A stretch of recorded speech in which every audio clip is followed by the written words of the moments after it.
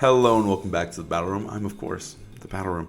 And today I'm joined by nobody except for the teams of the 2025 World Championships. So obviously Worlds is the event, right? Is the premier event. Everybody goes all out. We bring our A game.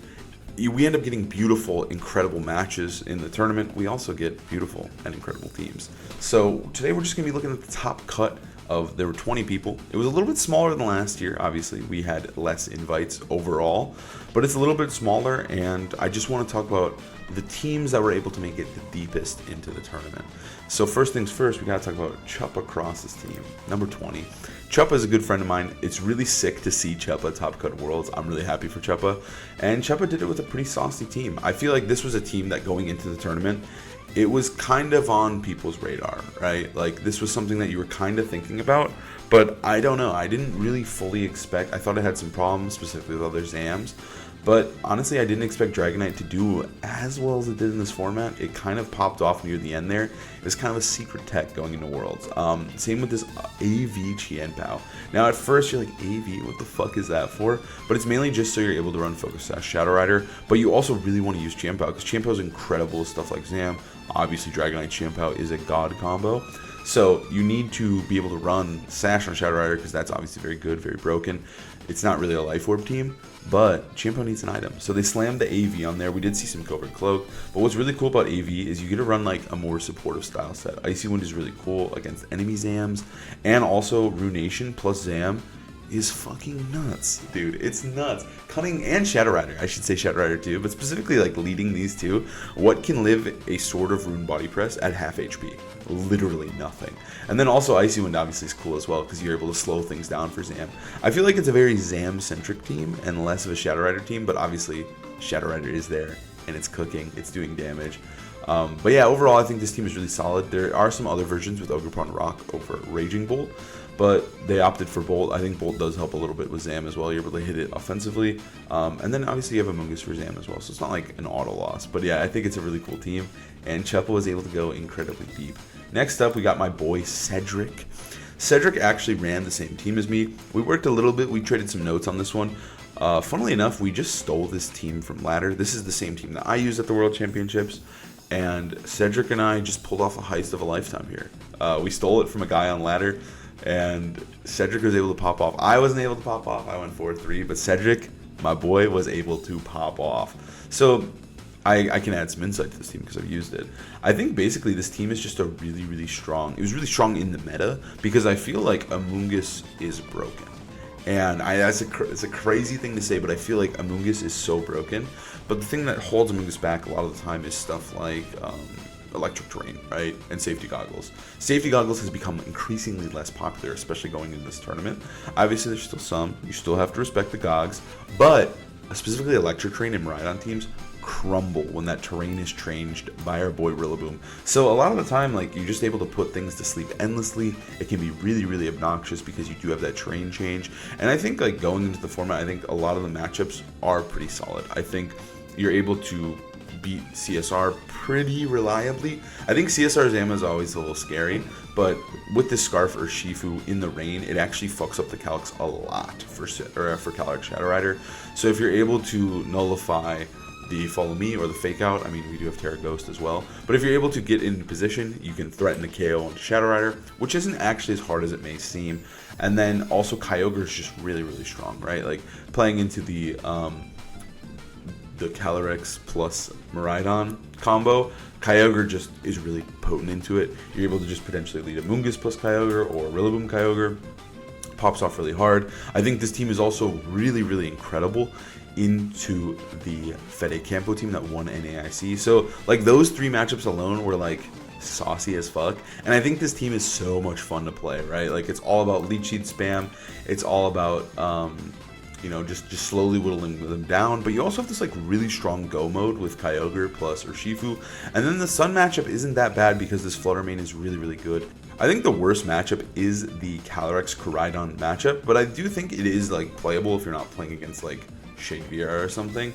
But I do think overall this team is really, really solid. I had a ton of fun with it, and I'm really happy that Cedric, my boy, was able to top cut the World Championships. So next up, we have Carlos and Maddie Morgan. I'm going to kind of talk about these two together in a way, because I do think they are very similar. Maddie Morgan was the original user of this team, I would say. For the most part, I think, right? Because they did use this team, specifically these 6, at the North American International Championships. They went incredibly deep. They obviously had Substitute over Paul and Puff originally, but this team did pop off. It actually won the last Victory Road tournament as well. So clearly this team was in a very potent, good spot going into Worlds. And I think this was a great choice, especially for Maddie, obviously, who built the team, but also for people looking for teams to steal, because it did perform so well at Nats, and it performed well, but not well enough that it was necessarily on people's radars at first. Obviously, in the last week leading up to Worlds, it won VR, and I think a lot of people were like, okay, I need to run sets into this, myself included. Once I saw that it won VR, I knew about it, and I knew it was pretty strong and that people were heavily considering it.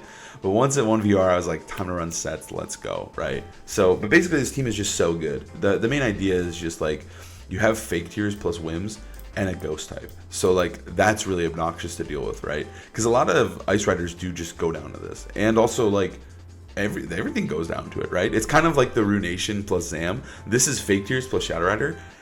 It turns out most things can't live fake tiers at -2, right? Crazy thought, whether that's Psychic or Astral Barrage, you don't want to take that hit. But also it gives you this amazing Tailwind mode that, it's just kind of like a hyper offense team. And you're able to just spam Astral Barrages. But then, if Trick Room goes up, you can slow it down with Wide Guard if you're playing against Ice Rider or Kyogre. But if you don't want Trick Room to go up, you do have Taunt on Chiempao as well. So that's the main issue with this team, in my opinion, is Trick Room. Because otherwise you have the fastest Pokemon in the game and Tailwind, right? These 3 are speedy as fuck, and you have Tailwind. So you're going nuts. You also throw in a little bit of Follow Me, a little bit of Helping Hand. Ogerpon's great. But obviously for Worlds, Maddie, the original creator of the team, decided to change it up and slapped in a Choice Band or Shifu, allowing him to go deep into this tournament and find a ton of success. Yeah, I think it's a cool team, and I think that it's very obvious that the fake tiers plus Calyrex is really, really good, but it just is kind of a different type of Shadow Rider team, I think when you play against Shadow Rider, Zama, Raging Bolt, Chiempao, we saw with Chuppa's team, it's just a kind of it has 4 of the same Pokemon, but I think the Whimsicott adds a whole nother dimension, and it does make it does change it up a lot, and I think it kind of creates its own archetype of this hyper offense Calyrex Shadow Rider. And obviously Maddie Morgan is an incredible player, has gone deep many times at Worlds before. Next up, we have Masayoshi here.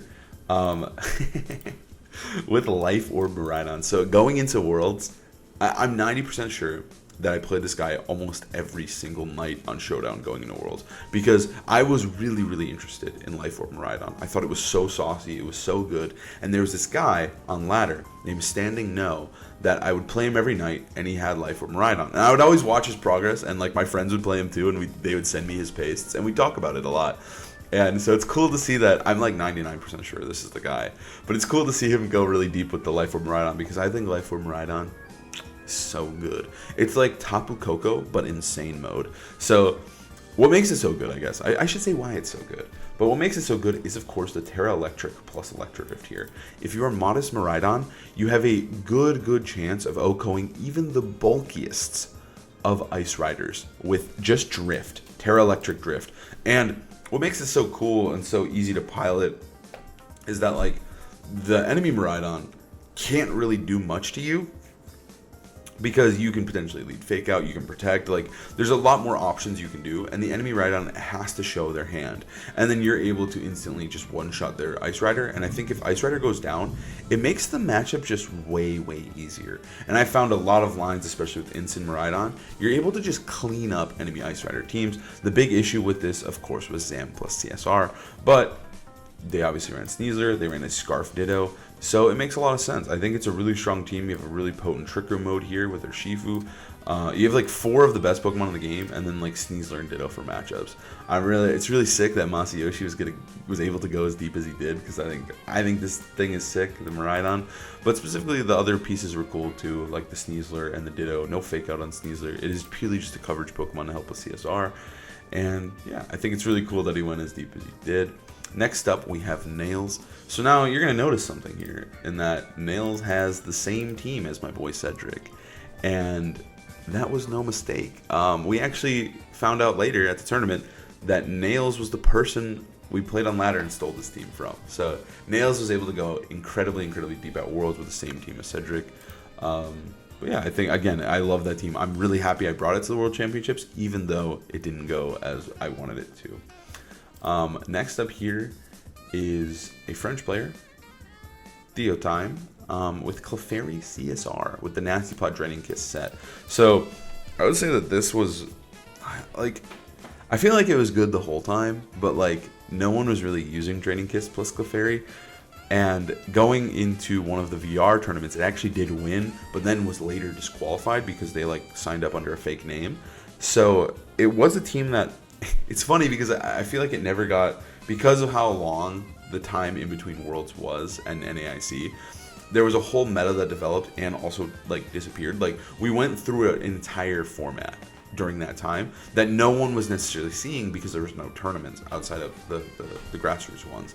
But this was one of those teams that did incredibly well, or a very similar to the team. But the idea is simple. You have Clefairy plus CSR. You have this Covert Cloak set because you don't want to get snarled, you don't want to get messed with. So you're able to get faked out, messed with, crazy. But you're able to just set up Nasty Plot, heal with Draining Kiss, and just go nuts, right? And then you have this Life Dude Clefairy to help you with Trick Room teams. You have double fake out guys, and then you have a Scarf Miraidon here to give you that offensive pin pressure that you so desire. But then you're able to also just like Volt Switch, Snarl, just be annoying as fuck with this Miraidon while this guy's setting up, right? Like Volt Switch into Clefairy, Nasty Plot, what are you doing, dude? That hurts. That's brutal. And then Volcarona is here to help with Zamazenta and the Shadow Rider Mirror. But yeah, I think this team is really good, and I think it could have, like, if we had Worlds 1 month sooner, I think this team could have won Worlds.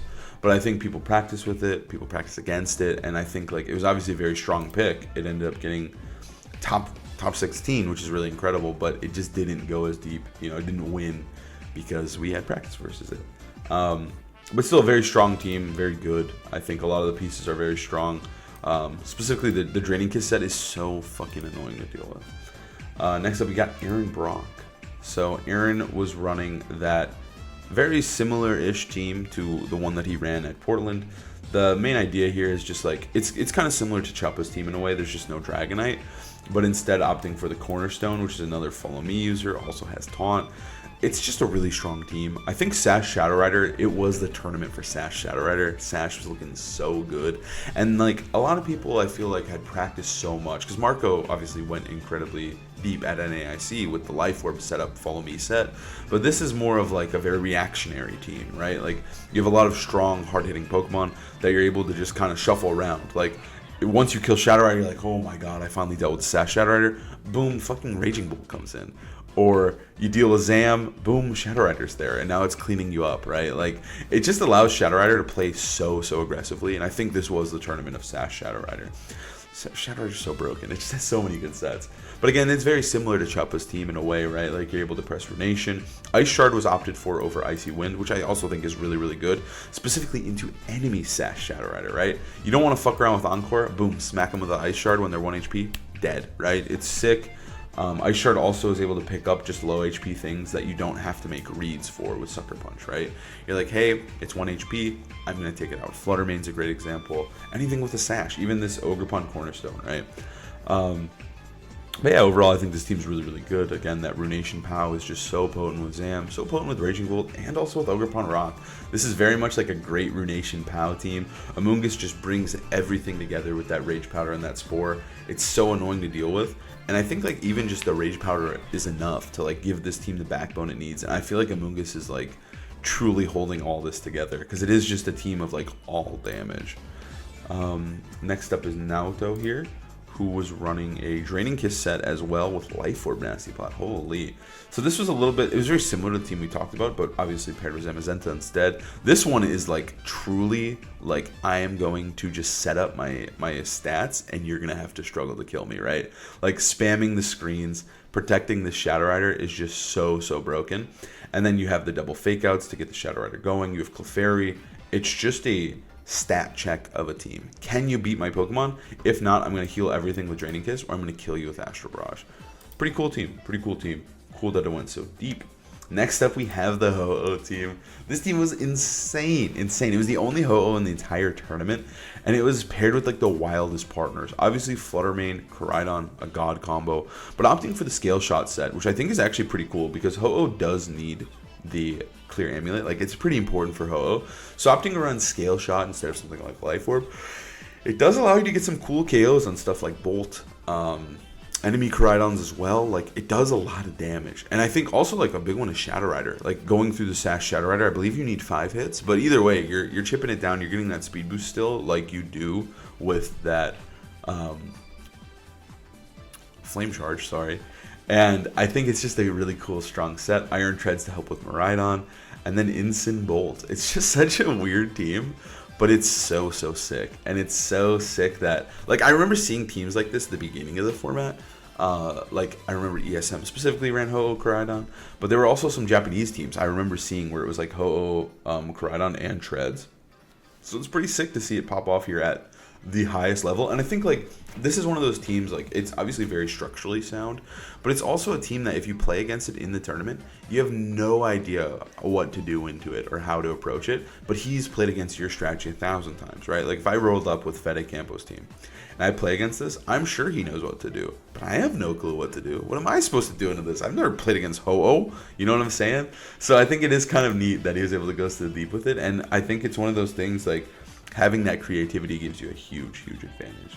Next up is James Beck. So James' team was actually pretty sick.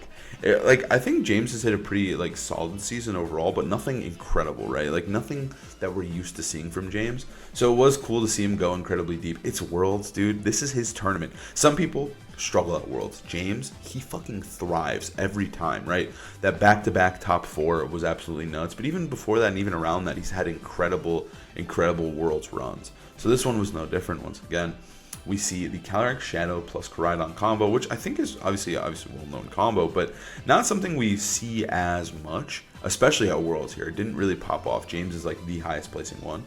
Well, that's not true, but it is a very weird combo that we didn't see as much, and this is like a more balanced take on it, right? Like, we see the fake out users with it, we see this Volcarona to help with Zam, but then we see the Regieleki. So I believe he's the only Regieleki in the entire tournament, and this thing is kind of sick because I think one of the main issues that Calyrex Miraidon does have is with enemy Shadow Rider. Normally you see a Fluttermane in the slot, right? Like, Flutter plus Miraidon's a great combo.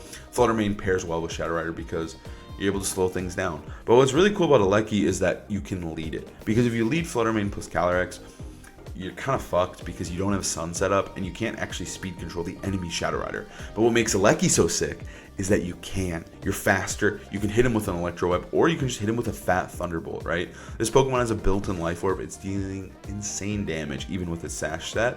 It also gives you more pivoting options, right? We have 3 Pokemon that can pivot, but yeah, importantly, it does not need the Sun. So you're able to lead Shadow Rider Eleki, Electro Astro Barrage. What are you doing? What are you doing to this guy? He can't be one-shot because of the Focus Sash. I think it's a really cool tech and a cool Pokemon that's just genuinely overlooked, but its speed stat is so good that it functions like an Iron Bundle or a Fluttermane, but it gets to, most importantly, keep using that Focus Sash because they have to run booster speed to get to the speed that they want to hit. Now, sorry, we're not on top 8 yet. We got one more team. We got Giuseppe's team here. This is the standard team. This is the Marco team. This is the setup team I mentioned earlier. I believe this is as deep. Well, okay, I lied again. There is going to be another setup one. But this team is just, we've seen it 1,000 times. This was literally day 1 team. Like, this team is so good. It's so potent, so fucking annoying to deal with. You have Follow Me. You got Double Fake Out. You have Raging Bolt Zama. Like, you have these 3... He set it up perfectly for us. The supports and the damage, right? And this guy is also kind of a support. He's kind of both. For some reason, also Raging Bolt feels like a support, but that may be just like how my twisted mind sees him, is that he's like low-key, like Thunderclap. Having that pin of Thunderclap is so powerful that sometimes it acts as a support just because it makes a Pokemon not move.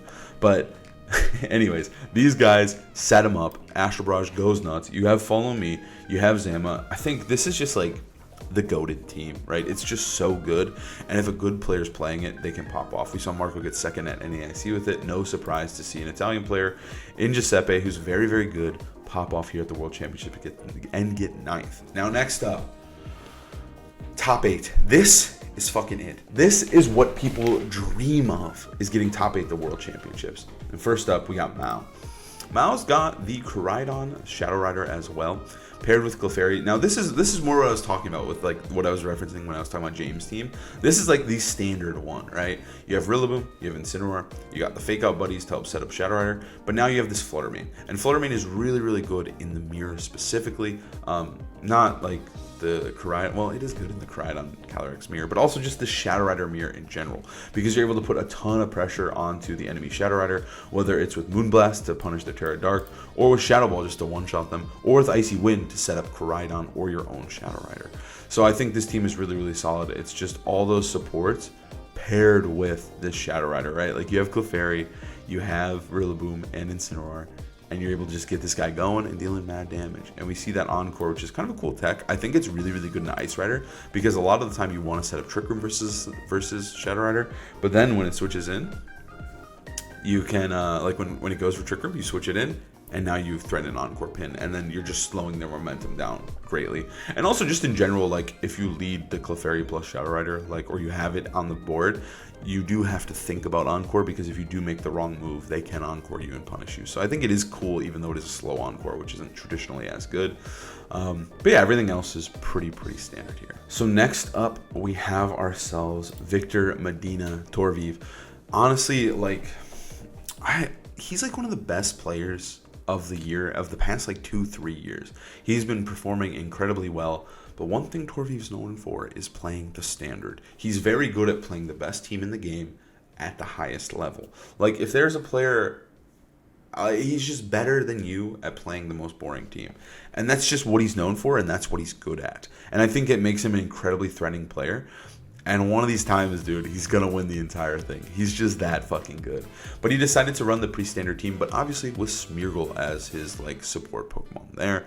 Going top 8 at the World Championships is no easy feat, and he did it with the team that everyone knew he was going to bring. If someone were to ask me, if they were to offer me $100 to pick the 6 Pokemon Torviv would bring, I would pick these 6 every single time, and I would win that $100. It'd be the easiest $100 of my fucking life.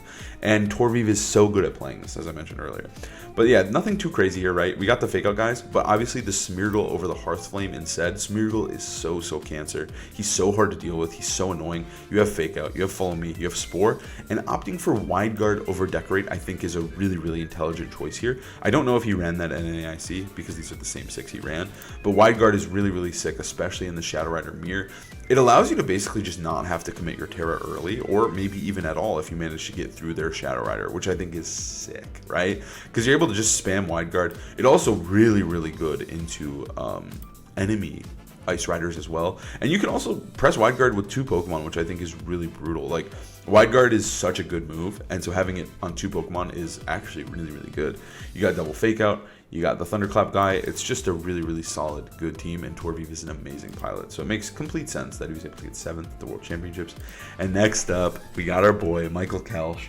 So in my last video, I predicted the 10 players who do well at Worlds, and Michael Kelsch was one of them. Getting top 8 at the World Championships is no easy feat, but Michael popped off here. Michael decided to pick up this team, like, he tweeted that he picked it up like 2 days before the tournament. It was absolutely insane, and he popped off with it. I think, like I mentioned earlier, this is very similar to Chuppa's team, but it has a cornerstone over that Raging Bolt. But I feel like this is a Zam team at heart, right? Like, you have this Champao that pops off with Zam. You have this Dragonite that's doing well with Zam, doing well with Champao. And I feel like it just feels very Michael-esque, even though there is a Shadow Rider. Michael is not afraid to switch teams. He's not committed to anything. He will pick what's best for him, and he figured that this was the best team. So he was able to do incredibly well at the tournament, finishing top 8. He just gets slightly worse every year. 2nd, top 4, top 8. Either way, Michael's one of the best players this game has ever seen, and I'm so excited to see where he can go after this. I think he's so good. But yeah, I think this team is like, this was kind of the standard version of the team that we saw leading up to Worlds. I felt like this was the team that I expected people to bring at the World Championships, but we saw the Raging Bolt over Ogerpon was obviously a change that Chuppa made, which was pretty cool. But yeah, I think, again, I talked about it a little bit earlier. I think it's just a really, really solid, good team. Next up is Ko here. Ko's team is cool. Ko has been, okay, it's not cool because it is the most boring team in the format, and we've talked about it a million times. It has everything, right? You got Fake Out plus Trick Room. You have a Trick Room Sweeper with Ursa Luna. Instant Ursa Luna Lunala is disgusting. You have Miraidon plus this Electric Seed set that just goes nuts. You have Tailwind. You have Surging Strikes, right? Like, and you have Unseen Fist. It's just an incredible, incredible team. But what Ko did that I think really set him apart was Life Orb Miraidon. I think Life Orb Miraidon is so good. Ko has been playing in multiple Victory Road tournaments. I actually tested this team with my friend Raghav. We were heavily considering these 6 Pokemon with these items. But at the end of the day, we were like, dude, we cannot play this team to save our lives. We need to find something else. But Ko, he can play this team. And he popped off here, getting top 8 at the World Championships. He was a senior world champion, so it's really cool to see him pop off here again and potentially try to win in both divisions. But we see this Life of Miraidon, I think, completely changes the way you have to think about this team and the way you have to approach it. Obviously, Specs is incredible. You do lose out on that spread move of Dazzling Gleam, but Life Orb just does so much damage, and it does allow you to... It's funny that Life Orb feels like it does more damage, because it does when it comes to Electro Drift and Volt Switch, which I think are really, really important. And so you're able to just smack people, and it just kind of changes the way you have to think about the matchup, because it does warp how Miraidon plays and how you have to respect it. Because I think a lot of the times you set up pins to punish Miraidon, like you're like, hey, I'm going to switch this guy in and I'll threaten Fake Out next turn, and then he can't move. But Ko, he just protects, and I think that's such a huge deal, and I think it makes playing against this team even harder. But obviously Ko's an incredible player. He practiced a lot, performed incredibly well with that Miraidon. So yeah, no surprise there to see him get 5th. Now we got top 4 at the World Championships. And first off is my boy Mont. Mont is a good friend of mine, someone that I actually spent a lot of time practicing with. And I remember seeing this team on ladder, or I guess the Rock Pond version. And I talked to Mont and I said, dude, you need to lock these 6 in. You need to, right? And Mont knew deep down in his heart that he always was going to lock in these 6. But he came to the World Championships and my boy popped off, getting top 4 at Worlds with Shadow Rider. Mont is one of the best Shadow Rider players in the world. He actually has gotten practiced. Wolf has asked for practice against Mont to practice his Shadow Rider matchup. Mont is incredible with Shadow Rider. I cannot overstate this enough. This guy is a one trick of Shadow Rider, but he excels at playing Shadow Rider. So it's no surprise to see him at the World Championships using Shadow Rider's ammo. Those were his boys all season long. He had some ups and downs. He top 8'd the Portland Regionals. He was ready to go. But then he faltered a little bit at Milwaukee and NAIC, but then he was able to finally find that huge, insane finish. It was so incredible watching him play. I was rooting for him the whole time. I really wanted him to win. And it's so awesome to see him here in top 4 of the World Championships. We talked about this team already with Chuppa's team. They did work together. But yeah, it's just that really strong, potent Icy Wind Qianpao team paired with Zam. But obviously it's got that Shadow Rider that Mont loves so much. And Mont was actually able to win a Shadow Rider Zamamir versus Michael Kelch. It was so sick to see. But yeah, I'm really happy for Mont. I think this team is really sick, and it was really, really good call for the tournament. Obviously, we saw 3 of them in top cut, 2 of them in top 8. So this was clearly one of the best teams you could have picked for the tournament, and Mont picked it well. Next up is Hirofumi. Hirofumi is a GOAT at this game. He's incredible. He's really, really good. And he always runs kind of crazy teams. And I think this team is really sick with the Runation Smeargle, but also importantly, Spiky Shield. It does change up how you have to approach Smeargle, because he's able to take all that momentum that you want to hit him with, and you really want to KO Smeargle, and just press protect. And then you waste an entire turn trying to double this guy. So I think Spiky Shield is really, really cool. Low Kick is actually a really sick move on Miraidon. It allows you to actually deal insane damage consistently all the time. The big hits are obviously Collision Course super effectively does more damage into stuff like Brute Bonnet, like Incineroar, Terapagos. But Low Kick in general, just being able to low kick a Kyogre, low kick a Ice Rider, enemy Miraidon, you're doing 120 base power to them. Low Kick is sick. We got this Landorus, which I think is cool. And then we have Ice Rider as well. This is a completely different take on the Miraidon Ice Rider teams that we were seeing going into the tournament. Obviously, we normally see a lot of Chi-Yu, a lot of Bolt. This is much more supportive, right? You have these Fake Out guys. You have 2 of the best Pokemon in the game. You have this guy with his Leech Seeds. And then you have this Runation Smeargle. I think it's a really, really cool team. This was made by Hirofumi, Suika, and of course Pokealex as well, which is kind of a crazy combination. Once again, Pokealex working with them. But Suiko was able to almost make cut. I think he missed by 1 game, and then Pokealex did not do great. But either way, this team is really, really cool. It's just like a lot of supportive options, and like basically this Pokemon just hasn't really been seen in this format. Next up, our first finalist, James Evans, who finished second at the tournament. James Evans, obviously a senior world champion, an incredible player, and someone that you have to have a lot of respect for as a player. He's incredibly. He always finds his team and he sticks with it. I think this whole format has been about like picking your team and sticking with it. And I think James did that. At the first tournament of the year, he obviously ran, I think, almost the same 6, but with Weezing over Landorus. And so obviously he was playing that Weezing shit with Miraidon. And at Nats, I believe he played Weezing as well, going pretty deep there. He's been having solid finishes, but never a big dub or that win. And so James came into Worlds, he changed Landorus, he changed Weezing for Landorus, and made the team much more like, I think without the Weezing, it becomes much more like balance oriented. He has no speed control, like none. He has none. He has no speed control, but he has good Pokemon. He's got Brute Bonnet with the Rage Powder. He's got the Sash Calyrex so it can live some hits, and you have Fake Out. It's just a very, very solid team with a lot of options. And he piloted it incredibly, incredibly well. I think James is like so talented, and like obviously with the second place finish here, how can you not argue that he's not one of the best players in the world, right? Like this guy, he's been there before, and he's consistently like, I feel like James is always top 16 UIC, top 32 NAIC, right? Like he's so close to winning every single time, but sometimes you forget that he's there because he's not getting the cuts, he's not winning. So you're like, oh yeah, James, oh yeah, he's really solid, he's doing really, really well, but he's not winning. But this was finally that chance, especially this season, where he didn't win, he got second, but second at the World Championships is amazing. So it is really cool to see him go so deep with like also like such a weird team, right? Like it's obviously very good, but this is a James team. No one else was running this. No one was even close to this kind of stuff. The Brute Bonnet is very strange. The Miraidon, Ensign, Raging Bolt, like it's his own creation that he was able to go really, really deep with, and he piloted incredibly well to finish second at the World Championships. And now finally, our world champion 2025 USA, baby. We've got Giovanni Polar Bear winning the World Championships with the literal Day 0 team. I remember when the format started, I was practicing on ladder, and I remember playing this team. And I don't even know who made it or what the origins of this team even are anymore. But I remember playing against it, and I said, oh, this team's pretty good. This team's scary. Like, it's a solid, good team.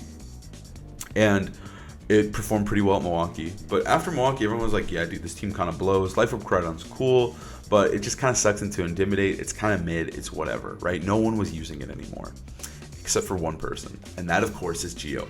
Gio has been using this team constantly. Every single tournament we saw him at, he was using it, right? Milwaukee, he gets, I believe, he got top 8 with it. He did incredibly well with it, the best performer of the team. He loved it. He was clearly very gifted with the team. He runs it back. Portland, he uses it once again. Performs pretty well at Portland, I believe, top cutting again. And then again at NAIC, he runs it back. He famously actually did eliminate Wolf in the win-in of day 1. So Giovanni was X2, or what was that, 5-2, going into the last round of Swiss on day 1 at NAIC. He beats Wolf, makes it into day 2, doesn't lose a single game until top 16, where he plays Torviv actually. And when he played Torviv, he actually got hacks. I remember seeing this set because I love Ursaluna, Lunala, Miraidon, Flutter. I love this style of team. But I like more like the Wolf version, or my version at Milwaukee, which I run Amoonguss and Incineroar instead of Chi-Yu and Brute Bonnet. And I like the team, so I watched his set and I watched him play it, and I seen he got brutally hacked, honestly. I remember he lost one game to some Moody Boost, and he lost another game on a Meteor Beam miss that he literally would have won the set and advanced to top 8 at NAIC. But obviously, fate had a different hand for him. He practices all season long. Over the summer, he entered every VR with this tournament, right? Or with every VR tournament with this team. I remember specifically because when he got second at the last tournament, or no, it was the tournament before he got like top 8 or top 16, I was like, man, I'm going to test it. Like, I want to use this team. I think it's good. And my friend Alex was like, dude, you're so desperate. You're actually running the Day 0 team. And I was like, nah, dude, I think this team's good. I think it's good. But I'm not him. I'm not Giovanni. Because Giovanni with this team he's the best player in the world. Obviously, right? Like, you can see it. He's the best player in the world when he's playing this team. And like, I'm not saying I would have won Worlds, because I don't think I would have even come close. Because the mastery he has over this team is incredible. He picked it up presumably day 1, early into the format. and he played with it every single day. Like until we got to Worlds, he played with it. He played in every tournament. Like at this point, yeah, he has, what is that? I think he has like 6 tournaments with this team. 7. I think Worlds is the 7th tournament with this team. So he won. And like I feel like that's the story of the last 2 world champions. Is like Cherry in the last year, he didn't play Arabega like outright day 1, but he was spamming stuff similar to it. And when it came to Worlds, it was like, oh, this is the natural progression. We're just training Hearthflame. We're training Chi-Yu to Hearthflame, and he won Worlds. And I feel like Giovanni's the same way, where it's like, fuck the meta, fuck what everyone thinks they know. I'm going to use the team that's best for me. And he won.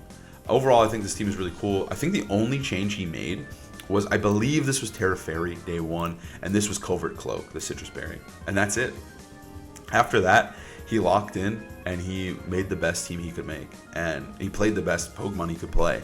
And he just stuck with this team through its flaws, through its errors, and he just became the best player in the world playing the team he thought was the best. So I think it's like really, really cool. We have our first American world champion. And obviously the American world champions are Wolf Glick, Ray Rizzo, and now Giovanni. So I think it's like such a prestigious club to join. And it is so cool that we finally got another American world champion 9 years later. And it's just this kid who is incredibly sauced at the game. He's just so good. And I think like what's really cool about his story too is like a year ago, he wasn't streamed. He was the best player to not be streamed. That was his title. And now he's simply the best player in the world. And so it's a really cool, like, he's been playing for a while, but it's one of those things where it's like, dude, why not? Why can't it be me next? Like, he put in the work and he won. So I think it's just such a cool story. And I think he's a great player to join the greats of Ray and Wolf as our American world champion. So yeah, I think the team makes sense. It's very, very good. Fluttermane Chi-Yu. You got Miraidon, who pairs well with the Sun. You got Ursaluna in Trick Room mode with the Brute Bonnet. So you have it all. You have this amazing fast Icy Wind speed control there, and you have Trick Room mode, and then you just have all the damage in the fucking world. And so congrats to all the players who did well at the tournament, but specifically congrats to Giovanni for winning the World Championships in 2025. We'll see you guys next time. Peace.